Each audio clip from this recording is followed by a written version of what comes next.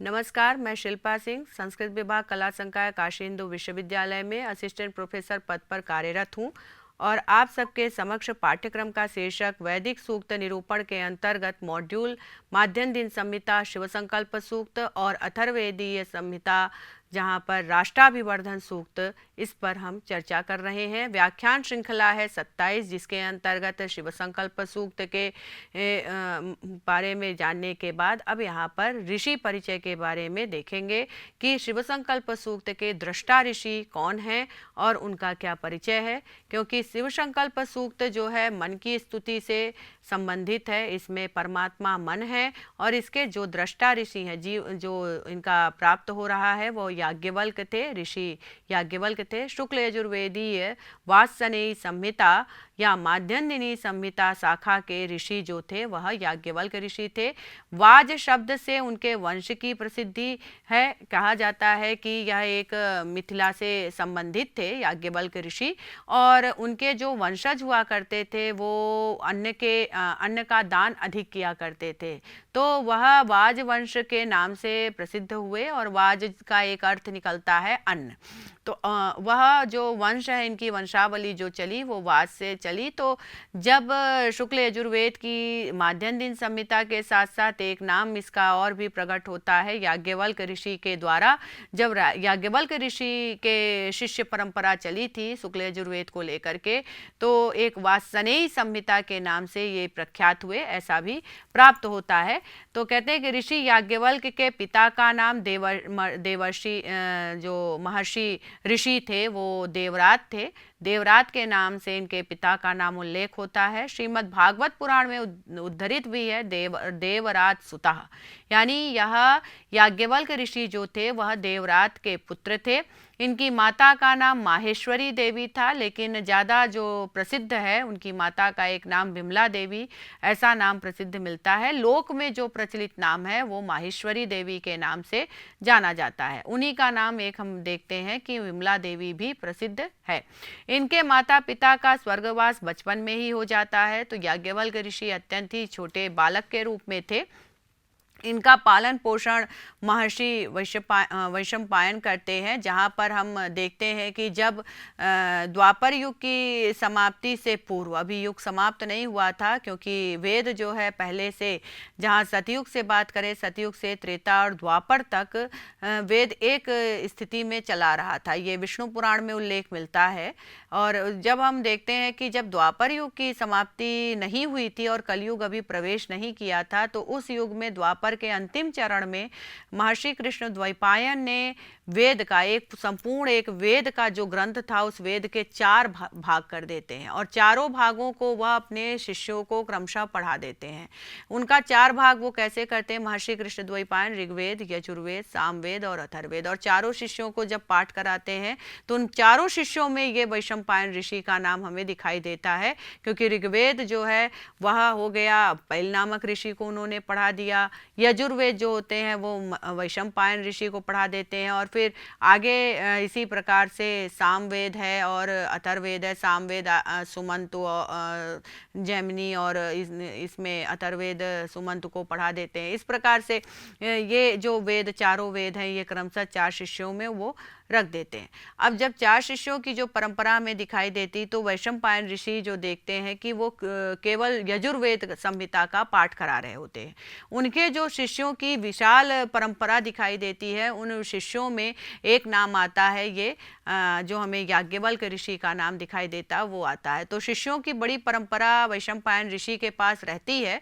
तो वैशंपायन शुक्ल यजुर्वेद शाखा का पाठ करा रहे होते हैं। तो एक बार की घटना है कि देखते हैं कि सभी शिष्यों में, चूंकि जो वैशंपायन ऋषि के जो शिष्य थे उनके सभी शिष्यों में जो याज्ञवल्क्य ऋषि थे वो अत्यधिक मेधावी भी थे, स्वाभिमानी भी थे, तेजस्वी भी थे, और संपूर्ण वेद मंत्रों को वो तुरंत ही कंठस्थ कर गए थे। तो ऐसे शिष्य भी वैशंपायन के तेजस्वी शिष्य के रूप में ये याज्ञवल्क्य ऋषि हुए। याज्ञवल्क्य ऋषि की पत्नियों के बारे में यदि चर्चा करें तो उनकी 2 पत्नियों का नामोल्लेख प्राप्त होता है बृहदारण्यक उपनिषद इत्यादि आख्यानों से। जहां पर 2 पत्नियां कौन थी, तो मैत्रेयी थी और दूसरी भारद्वाज कन्या कात्यायनी थी। इनमें मैत्रेयी का जो प्रसंग आता है, मैत्रेयी संतानहीन थी लेकिन बहुत अधिक ज्ञानी थी, ब्रह्मज्ञानी थी। और कात्यायनी के जो पुत्र प्राप्त होते हैं वो 3 पुत्रों का नाम उल्लेख होता है। पहला है चंद्रकांत, दूसरा महामेध और तीसरा विजय। ये 3 जो उनके पुत्र थे ये याज्ञवल्क्य ऋषि को प्राप्त हुए कात्यायनी से। ये 3 पुत्रों की प्राप्ति होती है। बृहदारण्यक उपनिषद के 5वें अध्याय के प्रथम ब्राह्मण में भी दोनों पत्नियों का और पुत्रों का उल्लेख प्राप्त होता है कि 2 पत्नियां इनकी थी, मैत्रेयी और कात्यायनी। मैत्रेयी को ब्रह्म ज्ञान यानी ज्ञान से वो उनको विशेष प्रेम था। तो जब भी ये बात आती है कि जब संपत्ति का बंटवारा होता है, ऋषि अपनी संपत्ति का दोनों पत्नियों में बंटवारा करते हैं, तो पत्नियों से कहते हैं मेरे पास जो कुछ भी है वो सब तुम लोग आधा आधा ले लो। तो ज़्यादा जो मैत्रेयी है, मैत्रेयी ने उनसे ब्रह्म ज्ञान प्राप्त किया था, उनसे ज्ञान रूपी संपत्ति को लिया था। इस प्रकार कहते हैं कि ज्ञान उनसे जो शिक्षा है उनसे ग्रहण की थी। तो याज्ञवल्क्य की शिष्य परंपरा में कात्यायन ऋषि का भी नाम आता है। द्वापर में पुत्र स्वरूप प्राप्त कात्यायन नामक एक ऋषि हुए। जैसे एक शिष्य परंपरा में याज्ञवल्क्य ऋषि की वैशंपायन से दिखाई देती है, तो द्वापर युग के पुत्र स्वरूप में जो कात्यायन थे वो उन्हें प्राप्त होते हैं याज्ञवल्क्य की शिष्य परंपरा में। इन मेधावी जो शिष्य कहें वो कात्यायन ऋषि थे, जिन्होंने श्रौत्राग्नि और श्रौत्राग्नि का साधन और पद्धति दर्शक सूत्र इन सब का जो है उन्होंने अध्ययन किया था। और कल्पसूत्र और 18 परिशिष्ट सूत्रों की उन्होंने रचना की। इसके आधार पर वात्सनेयी शाखा के यज्ञ और श्रौत कर्म संचालित होते थे। यानी कात्यायन ऋषि ने ही श्रौत और यज्ञ जो श्रौत और स्मार्त यज्ञ जो होने चाहिए उन यज्ञों को संचालित करने का कार्य और उसको व्यवस्थित रूप प्रदान करने का कार्य कात्यायन ऋषि ने किया था। ऋषि याज्ञवल्क्य द्वारा विद्या की प्राप्ति कैसे होती है, तो कहते हैं कि जब वैशंपायन के शिष्य के रूप में याज्ञवल्क्य ऋषि गुरुकुल में शिक्षा प्राप्त कर रहे होते हैं, उसी समय वैशंपायन ऋषि को किसी प्रायश्चित कर्म को उस कर्म का अनुष्ठान कराना था। तो वो अपने शिष्यों को कहते हैं कि सभी शिष्य मेरे लिए प्रायश्चित कर्म का अनुष्ठान करें, कुछ ऐसा कार्य है जिसको करना है।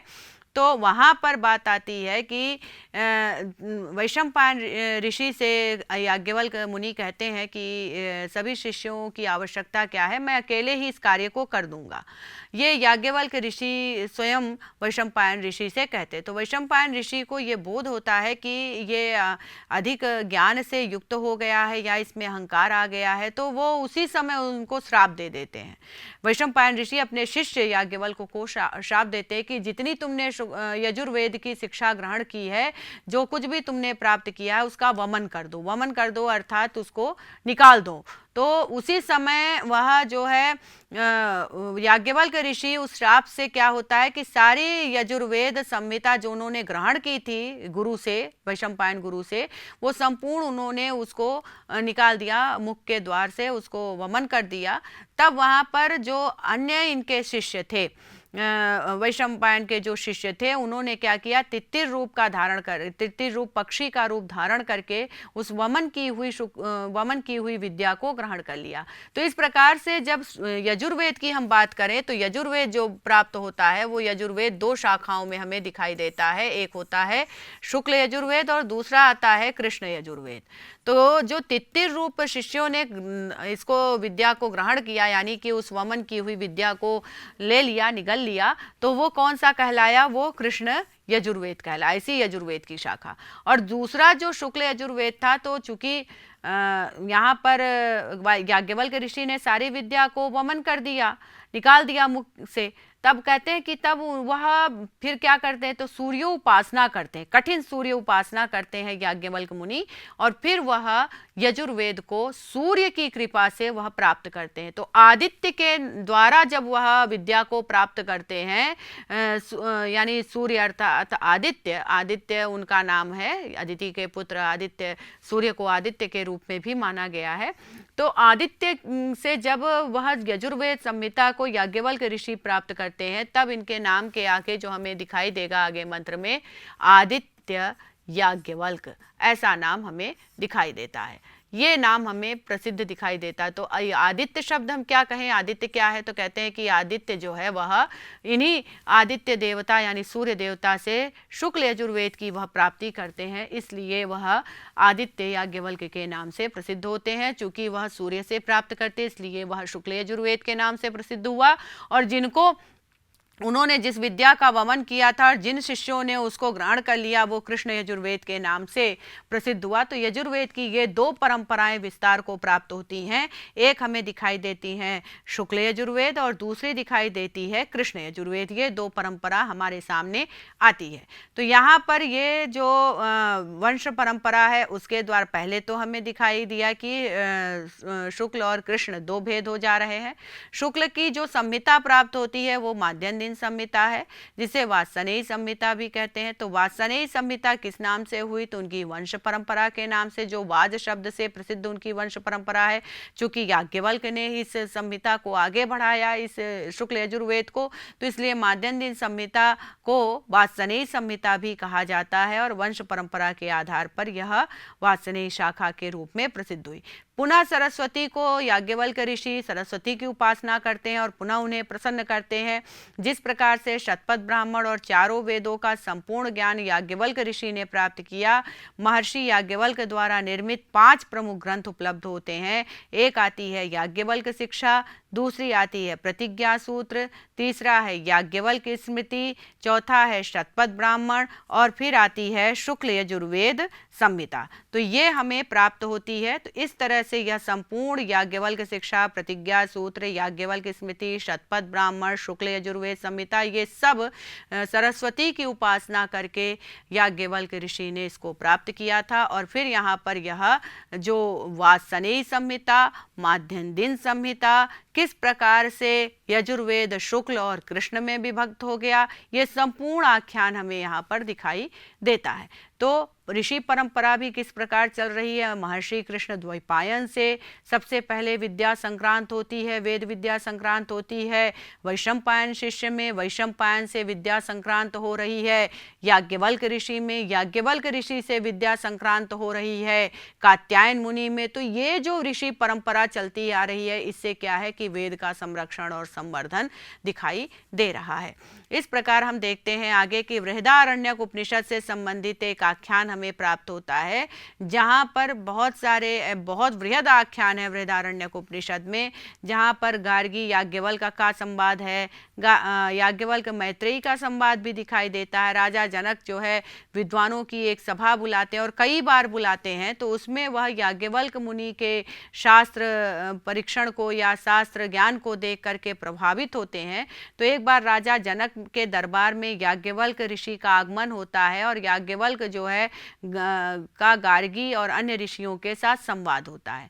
तो गार्गी भी ब्रह्मज्ञानी थी, ऋषिका थी और वह भी जो है वह शास्त्र को जानती थी और प्रसिद्ध थी।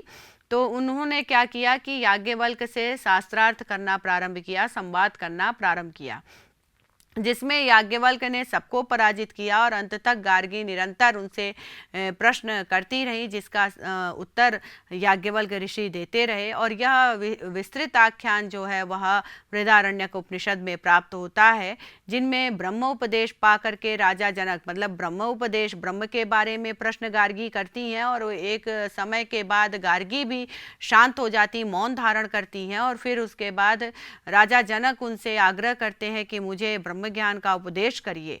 तो याज्ञवल्क्य ऋषि राजा जनक को बाद में ब्रह्म ज्ञान का उपदेश करते हैं और ब्रह्म ज्ञान का उपदेश पा करके राजा जनक क्या करते हैं, तो राज्य त्याग करके वन को चले जाते हैं और जहाँ पर ब्रह्म की उपासना करते हैं। और ब्रह्म की उपासना करते हुए वह देहातीत हो करके ज्ञान को प्राप्त करके विदेह के नाम से प्रसिद्ध होते, इसलिए राजा जनक का एक अन्य नाम हमें दिखाई देता है विदेह। दूसरा हमें आख्यान कहाँ मिलता है, तो वह मुक्तिकोपनिषद में वात्सनेयी यजुर्वेद की 15 शाखाओं का उल्लेख बताया गया है। जैसे नाम दिया गया है, जाबाल है, बौधेय है, काण्व है, माध्यन्दिनी है, स्थापनी है, कपाला है, पौंड्रवत्स है, आवटिक है, परमावटिक है, पाराशर है, वैडेय है, वैधेय है, वैनतेय है, वैजपा है। ये तो नामोल्लेख हमें दिखाई देता है। इसके अतिरिक्त भी और कुछ हैं। कुछ लोग गालव और कात्यायन सहित शुक्ल यजुर्वेद की 17 शाखाओं का उल्लेख करते हैं। तो मुक्तिकोपनिषद में भी ये विशाल परंपरा दिखाई देती है। जैसे कि हम देख रहे हैं कि वैशंपायन ऋषि ने जब अपने शिष्यों को यजुर्वेद का पाठ कराया तो दो परंपरा तो हमें सीधे सीधे दिखाई दे रही कि एक शिष्य जो तित्तिर पक्षी का रूप धारण करके वमन की हुई विद्या को ग्रहण कर लेते, तो उसी का एक पार्ट यजुर्वेद का ही एक शाखा अलग निकल जा रही है, वह हो जाता है कृष्ण यजुर्वेद।